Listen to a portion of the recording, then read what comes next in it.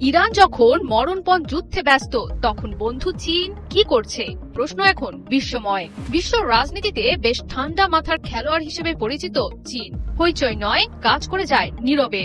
যুদ্ধের আগে দেশটি মিসাইলের যন্ত্রাংশ, এয়ার ডিফেন্স সিস্টেম দেয় ইরানকে, আর এখন ভিন্নভাবে নিজের কাজ করে যাচ্ছে ড্রাগন চীন। ইরানকে তারা সরবরাহ করছে মার্কিন এবং ইসরায়েলের সেনা ঘাঁটি ও অবস্থানের স্যাটেলাইট ইমেজ, যার সূত্র ধরে একের পর এক ড্রোন এবং মিসাইল হামলা করছে ইরান।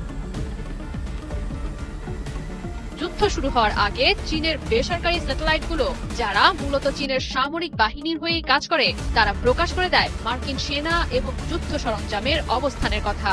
এ নিয়ে রীতিমতো হইচই তৈরি হয়। এর আগে আমেরিকার বিরুদ্ধে এমন প্রযুক্তিগত যুদ্ধ আর কাউকেই করতে দেখা যায়নি।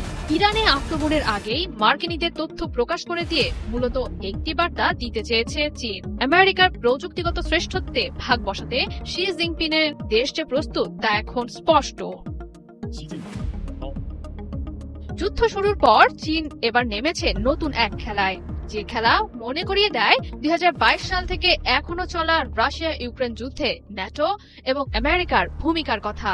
রাশিয়ার বিরুদ্ধে ইউক্রেনকে এই শক্তিগুলোর সাহায্য সেই যুদ্ধ 4 বছর পর্যন্ত টেনে এনেছে, যা বিপাকে ফেলেছে রাশিয়াকে। এবার একই কাজ কি করতে চায় চীন আমেরিকার বিরুদ্ধে? এটি এখন লাখ টাকার প্রশ্ন। এক ঢিলে অনেক পাখি মারতে চান শি জিনপিং। চীন এরই মধ্যে ইরানকে অনুরোধ করেছে হরমুজ প্রণালীতে চীনের জাহাজ এবং আমদানি করা তেলের উপর যাতে কোনো আঘাত না আসে। শোনা যাচ্ছে ইরান অবরোধের আওতামুক্ত রাখবে চীনের বাণিজ্যিক স্বার্থকে। অন্যদিকে বন্ধু ইরান নির্বিচারে হামলা করছে আরব আমিরাত, কাতার, কুয়েত এবং সৌদি আমেরিকান স্বার্থের উপর। ইরানের প্রতিরোধ সক্ষমতা টিকিয়ে রাখতে চীন যে গোপন সহায়তা করছে না, তাই বা কে বলবে?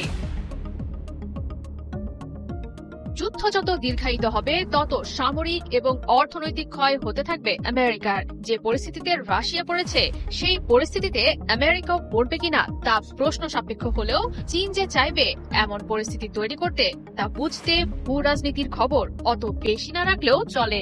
এছাড়া মধ্যপ্রাচ্যে আমেরিকার ব্যস্ততার সুযোগে চাপ কমবে ইন্দো প্যাসিফিক অঞ্চলের ওপর, ফলে এই অঞ্চলে বাড়তি সুবিধা পাবে চীন। জয়া সরকার, ৭১।